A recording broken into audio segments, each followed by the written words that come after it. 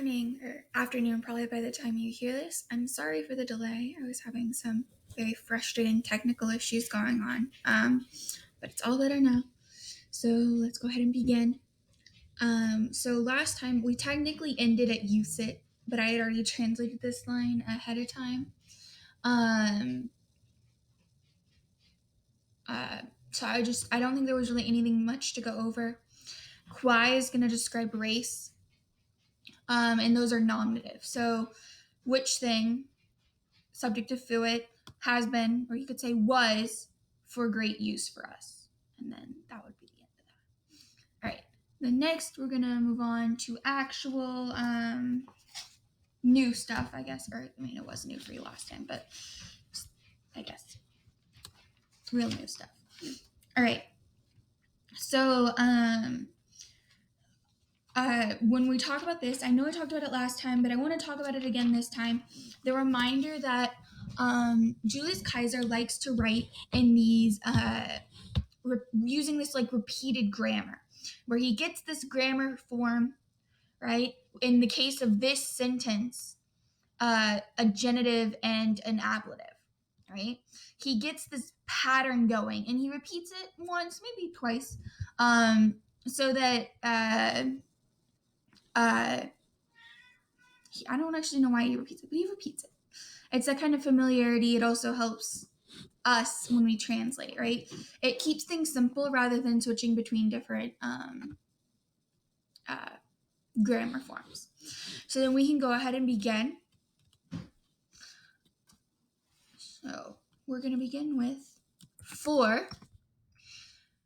We'll find out in a moment that this is going to be translated as by, for both, because we have et, and et, right? So you could say both, or you could just say and, but both sounds, I think.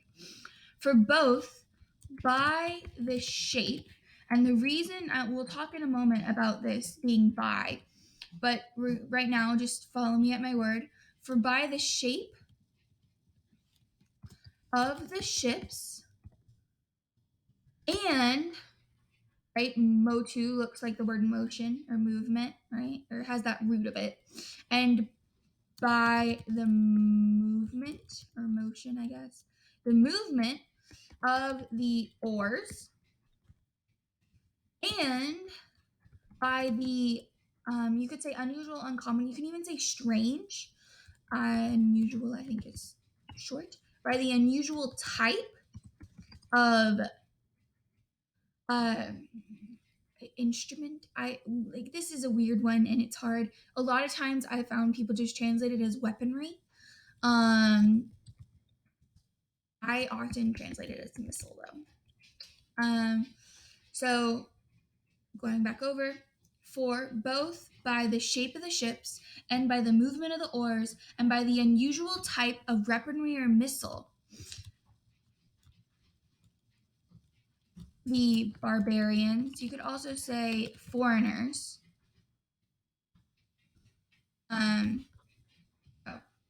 terrified the barbarians. So we understand the reason why we have by up here is because it's explaining how or what terrified them. So you could also say, if you want to translate this a little bit more like what we might write in English, you could say, for the barbarians terrified by the shape of the ships, and then go through the list. I think that it's a good idea to walk through things like this in the order that it comes sometimes, and then reorganize it after you have like your general understanding. That way you don't make assumptions about what is being said, and also you can translate more literally when you translate it like this. So terrified the barbarians.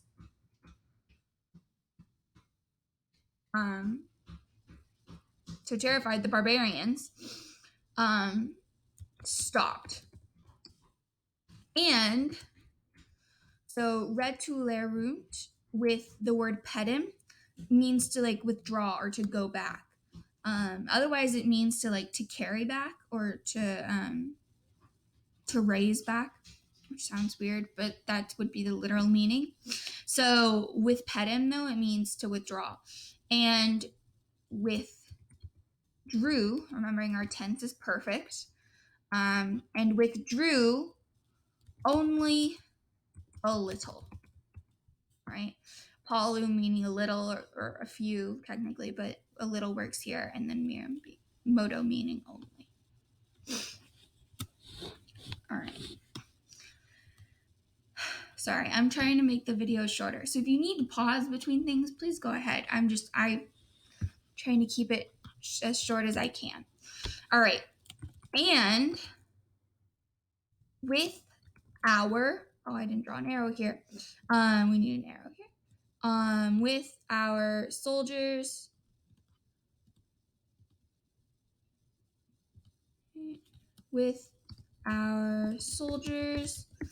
delaying. And then here we have an explanation why, right? Because Julius Caesar has to make it sound like his troops aren't just being scaredy cats, right? So with our soldiers delaying greatly on account of, or you could say because of, you can hear altitudinem. So you probably immediately think altitude. It's important to remember that sometimes the word just altitude itself doesn't fit on account of the altitude of the sea. Sounds a little funny. So remembering what altitude is in and of itself, right? Height, but it can also mean depth. Just like altus, right? The root of this word means height or depth of the sea, right? Or depth. Altitudinem can mean height or depth as the noun form. So on account of the height or depth, I don't actually know of the sea. I think depth of the sea would be more common, but some people say the sea is high, high tide, and so I'll let you pick which one form. All right.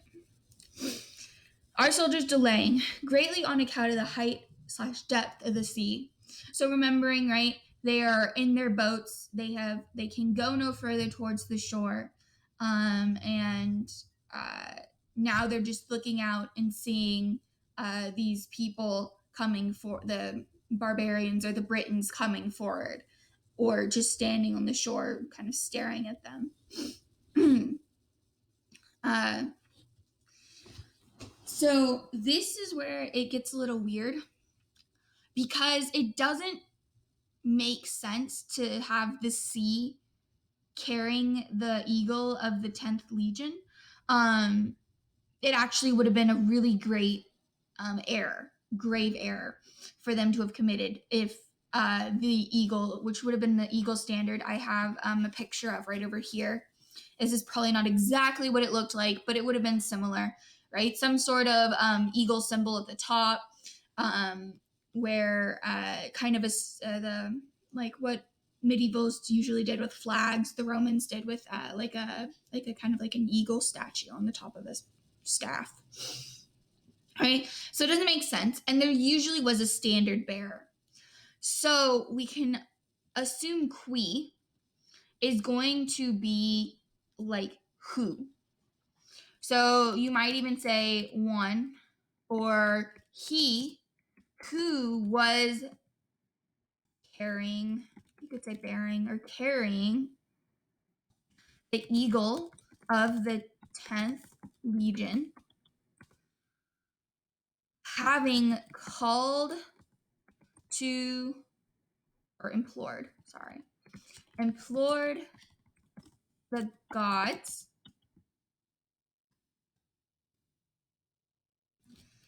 all right, so that wasn't too complicated, because testatus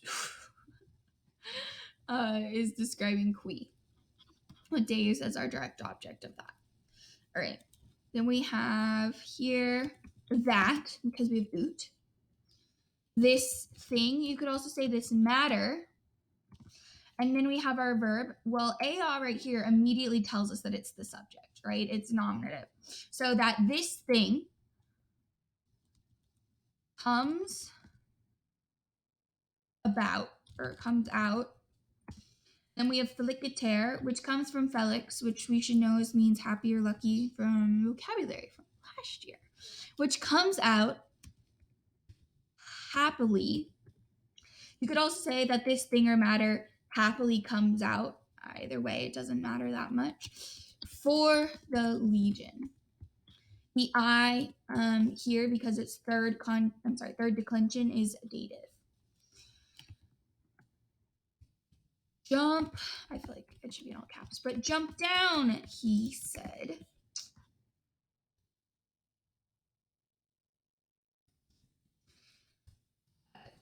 Soldiers.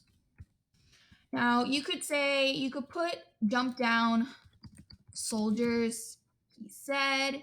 I doesn't matter that much. Again, that's an edit that you can make after you've kind of gotten the understanding of what is being said or what is happening. All right. I know this isn't a word that we know as well to mean soldiers, but looking at kind of the root of it, the millet, right? It should drop some thoughts or some ideas of either military or soldiers. All right, moving on. All right, I already did this one because it was pretty simple. Unless you wish to hand over the eagle to the enemy, eagle's accusative, it has to be the direct object. Hostibus is dative or ablative, but dative works here, right? Hand over to the enemy. Oh, I didn't make. Oh. All right.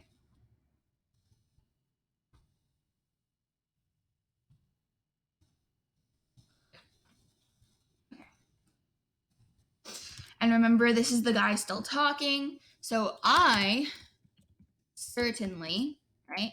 I is going to be the subject of our verb because it's nominative. So I certainly, I like how he toots his own horn right here, excel, or you could say surpass. Surpass, if I could spell. And you'd probably say in, I excel, I surpass my office. I guess that might work, but I think in English we'd probably say I excel or I surpass in my office or duty. And then here, the reason why I didn't translate this one ahead is because we might look at this and think it's a little funny. Remember that if we have and like this, and it's just two nouns, not always, but usually they're going to be of similar construction, meaning they might have the same function, right? So to help understand maybe a little bit better, I would then look at the word that has the least options of like what the ending could be to kind of narrow down what the possibilities are. And if they both have that same option, it's likely that they're both being used that same way. So because imperator is third declension, this I can only be a dative.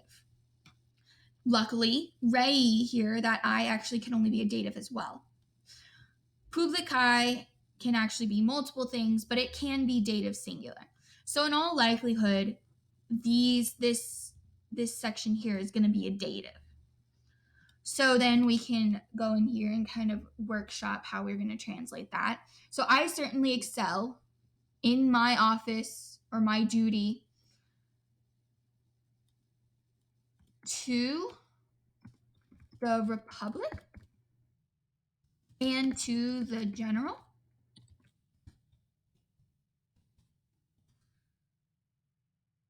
Oh no, okay. I think two works. You could also say for the Republic or for the general. If we translate it as like a duty, as like a responsibility, your duty to something, like duty to country, right? I think two works best. But if you think office and like he surpasses in the office for his country, that's also fine too. The two remaining sentences on the slide were not too terribly complex, so I went ahead and just translated them. When he said, right? So cum meaning when he said this, hope, with a larger great voice, he threw himself, say, out of the ship, or you could say he threw himself down from the ship, or whatever that wording choice you would like, and began to carry the eagle. So the eagles are accusative into the enemy, or you could say to the enemy. All right. Moving on. Okay. So here we go. Then nostri is going to mean hour. This is a really common construction. You've probably seen it at least 10 times by now, that he just uses nostri and doesn't put a noun. Like a substantive adjective, we can understand men, right? So then our men encouraged or roused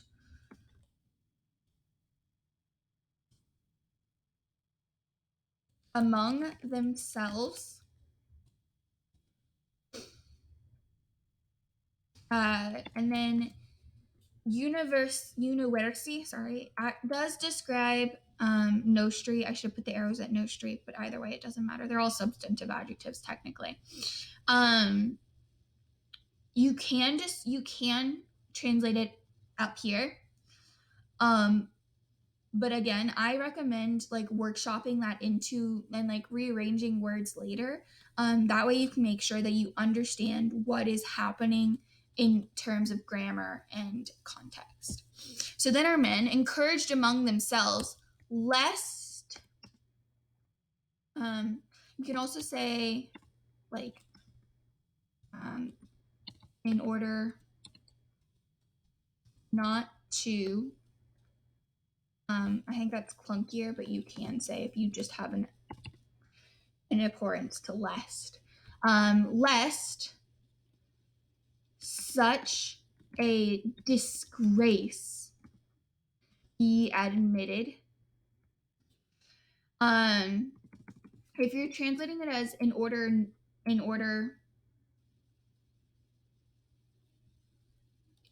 to not, you would say something like in order to not, I need to type that, in order to not let such a disgrace be admitted. Which again gets even wordier, so that's why I like lest. So lest such a disgrace be admitted, right? Because it would be a disgrace if they did not get out of their ships, and they just allowed the Britons to overcome them, especially in their ships, not even fighting. All right. So then our men encouraged among themselves, lest such a disgrace be admitted, together jumped down from the ship. I think universi works fine translated down here, but if you want to change it to the top, you could say, then our men together encouraged among themselves, or something along those lines. All right. Moving on. Okay. So,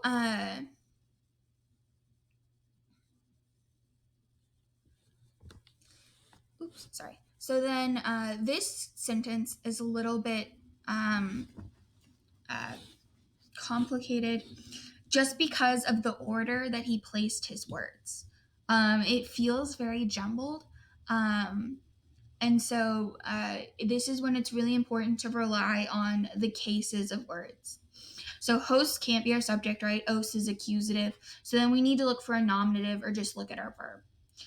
Pre-me actually is nominative, or could be a nominative. It could be genitive too, but we're going to go with nominative. And then conspexit.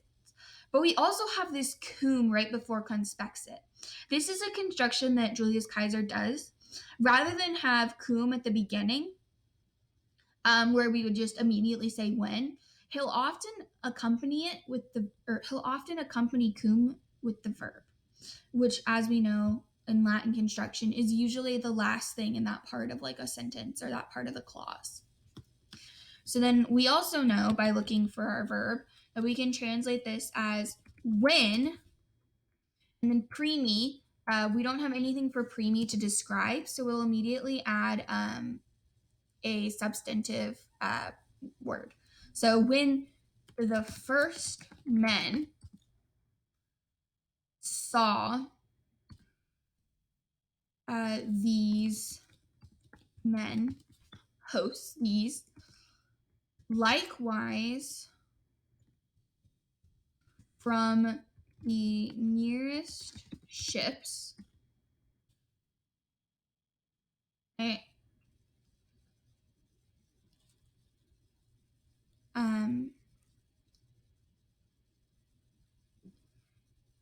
subsecuti is going to be talking about the same men that saw those or these, right? So we could say they following approached the enemy. Approach takes a dative, that's why hostibus is not accusative. All right, moving on. Section 26. All right, so the first bits of this is actually pretty simple. We have a passive construction. So was fought by each fiercely. Our men, substantive, remember, however. Quod often can mean because. It doesn't always, but it can often mean because. So because they were not able to preserve, or you could say save, rank or order, nor stand firmly, nor to follow the sign and standard. All right, here's where it becomes a little bit more complicated, and so I stopped translating. We're changing subjects here. Okay, so previously it was our men, our verbs were plural. Now it is singular, and our subject, now our verbs are singular and our subject is singular. So we have alius, which is another man, right? And then alia is actually going to describe nawi. It's an ablative. So X would be from another ship, right? And then here, oftentimes, like even I would look at this and be confused because we have two verbs right there. When you have two verbs in this kind of situation, look to see if there might be a relative pronoun, right? Introducing a clause. Shh. Sorry. Come on. Sorry, my cat decided he wants to dig a hole in a box. Just a second. I'm pausing. All right, I removed the box, so hopefully we're okay now. All right, so looking to see if there is a relative clause, right? So that way you would need that second verb. So we do have a relative pronoun here, meaning that so another man from another ship, he's going to do something, right? Well, he's going to do two things, right? But one thing he's going to do with this context. So, and with which signs, you could also say standards, he had run up. So that would be our relative clause. And then here, we have our main verb, which would leave us with se aggregabat. This is actually where we get the word like aggregate. So like a collection of things. So another man from another ship, and with which signs or standards he had run up, was collecting themselves.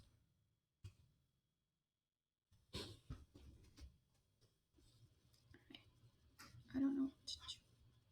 We're just gonna hide the tools. Okay. All right. Now moving on. We're getting there, I promise. Okay.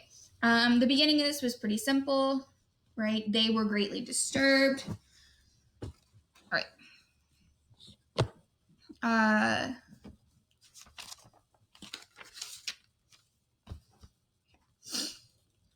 the hostes would be the enemy.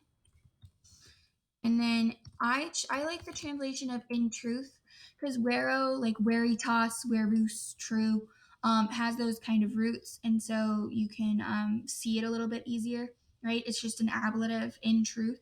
So the enemy in truth, with all the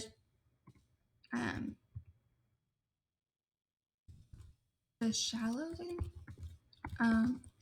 well known, which is just an interesting way of saying that they know the land area and the geography well. Or, yeah, geography? Yeah. Well. When from the shore, ex litore, they had seen, conspexera, when they had seen, and then we need our accusative, which is going to be aliquos, singularis, and then egredientes is actually going to be describing them. When he had seen some individuals, right, some singulars, but some individuals coming out from a ship, right, ex navi. Okay, so these are the enemies when they had seen this, right? They're our subject here. So the enemies, knowing this, and when they had seen this, were attacking. Yeah, were attacking the impeded men. Right? We don't have a noun for it to describe. It's the only accusative, so we would treat it like a substantive. The impeded with incited forces.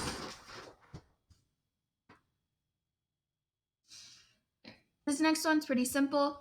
Paukos is our accusative, pluralis is our subject, because it doesn't make sense to say many, few. So many were surrounding, right? Indicating that the Romans, that the impeded men, the Romans at that moment, or in that group, were outnumbered. All right.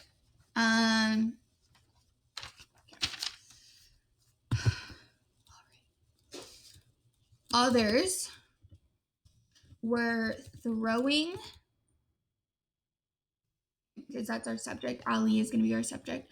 We're throwing, because bas are tense, from the open side weapons into the hole. Now, universos can mean whole. Like the whole men sounds funny because it's plural, but understanding like a whole group of men will help make that a little bit clearer.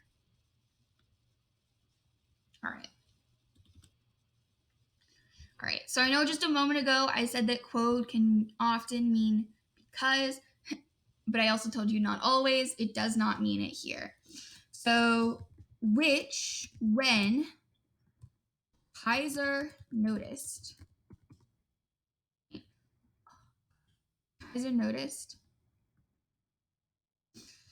he does something. Oh my goodness, right? And that something is here, use it. He ordered skiffs of long ships, right? Really, literally long ships, but for the Romans, they would have understood it as warships. And then we're going to say, likewise, scouting ships to be filled, complari, with soldiers.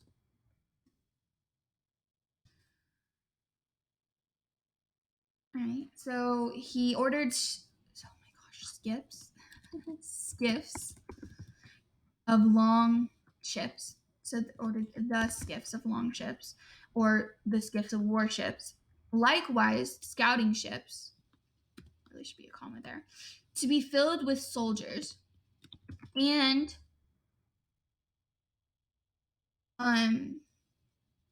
you can translate this as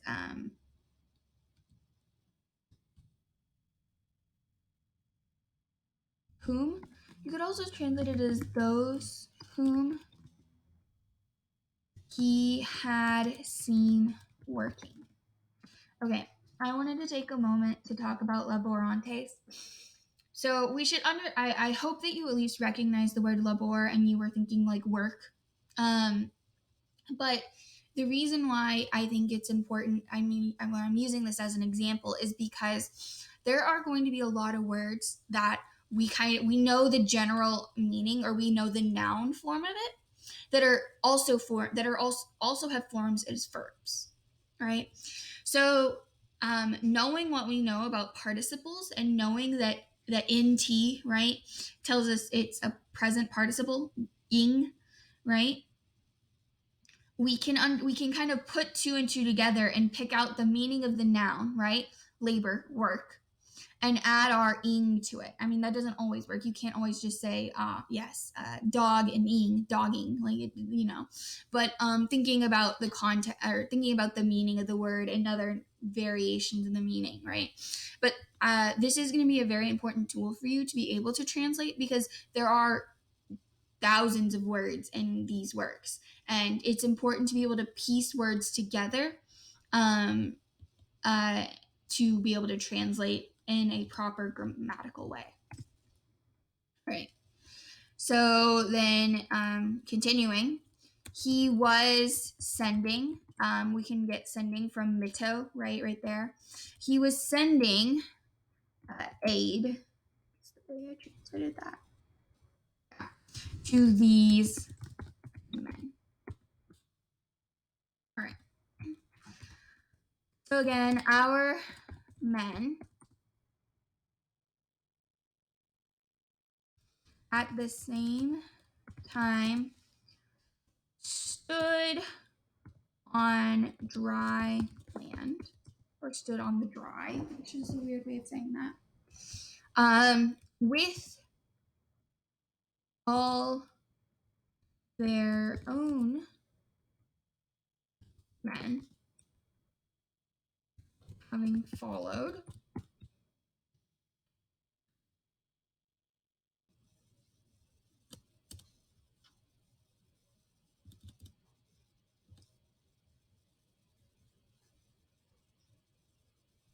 All right, sorry. So our men at the same time stood on dry land, with all their own men having followed. All right, and our men are still the subject. So gave, we have a verb here, fecurant. So made an attack on these, right, men, but we would really understand it as enemy, and gave them to flight, or you could also say into flight. Right, this sentence is this one and the next one are pretty simple, and they were not able to follow for long. Quote here is going to mean because the cavalry, and they're explaining, obviously he has to explain, well, why didn't you follow? Why couldn't you follow? So because the cavalry had not been able to hold the course and to take the island. All right.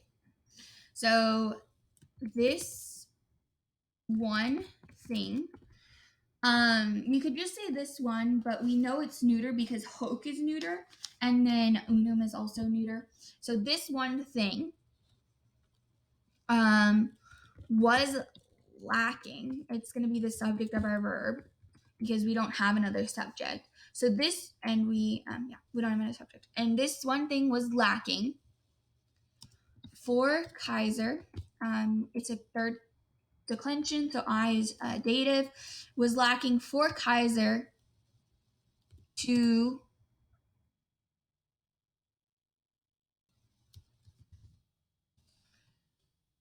his is understood, his former fortune.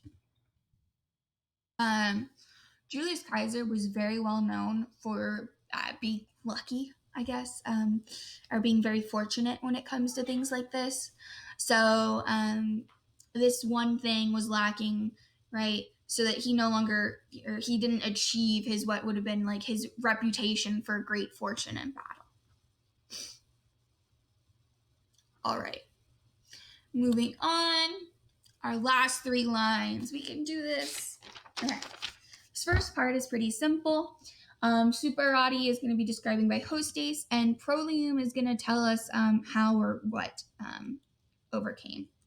So the enemy, you could say overcome, or you could say conquered, but or you could say in battle, or you could even say by battle. It's subjective enough that you have that choice. As soon as they had received themselves from flight, statum, right? The expression stat, I need it stat. I guess I feel like it's more of a medical term, like a medical thing, like, you know, medical shows. But stat, meaning immediately, right? Immediately sent to Kaiser legates. I think sometimes they say like ambassadors.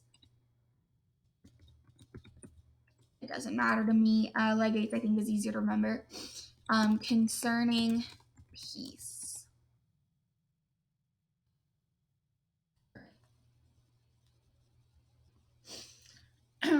Okay, so this sentence here gets a little more challenging. This sentence is actually an indirect statement.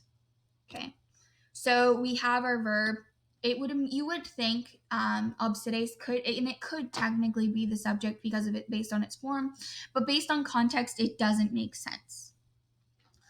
Because the hostages are not going to promise something, right? So the enemy, right, or the legates, right, they promised, and then because it's an indirect statement and we have say, that's going to actually be the subject of our infinitives. They promised that they, all right, now here's where we're going to learn something new. So if you see this you are here, this is actually another participle form. It is the future participle, right? So this euros, that when you translate it like as a participle out of the context of an indirect statement, it's like about to, right? Or you could even, if you want to get really southern, you could say fixin' to, right? So fixin' to give, or fixin' to do, right? Or about to do. We don't have in English a future participle. No, we don't. There's no, I mean, unless about to or fixin' to would, I guess, be the closest equivalents we have. But what this means, though, is that in an indirect statement like this, you're going to translate this as something like they would, right? Or will. I think would works better with a promise, like they promise that they, I guess you could say will, yeah. So that they will or they would do something, right? Oh, I meant to put a box here. So, urus, right? So it's a first and second declension.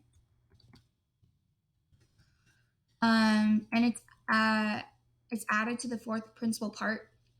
So for amo, amare, amawi, amatus, it would be amaturus, let's say, for example. And you could say about to love.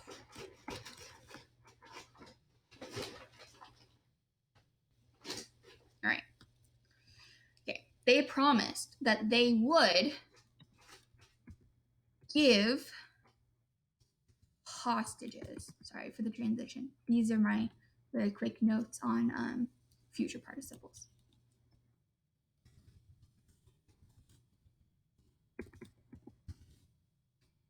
They would give hostages. Then, here's where it also gets weird. Quai, you would think might describe obsides because it would be, it makes sense. It's there, right? It's a noun that is there.